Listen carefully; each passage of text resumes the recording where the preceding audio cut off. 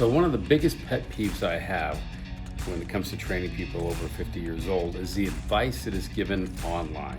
I've seen countless lists of exercises you should never do after age 50 or even age 40, which I find absolutely asinine. One of those is the overhead press. That's when we're pressing straight up overhead and back down. Now, they will caution you that this is dangerous to the shoulder and you should never overhead press because you're gonna rip your shoulder apart. I think it's the opposite. If you don't overhead press, you're gonna have a problem. Use it or lose it is never more true than as we get older.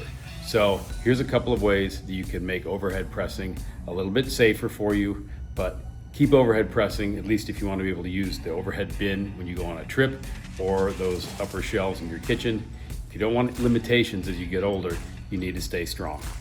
My first recommendation is to do seated dumbbell presses rather than standing.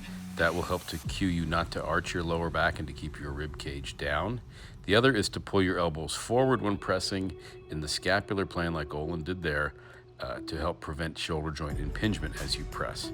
If you have healthy shoulders and it's pain-free, you can keep your elbows back like Olin did in the beginning. I do find that keeps better tension on the shoulders, but do whatever works for you to keep overhead pressing in your routine.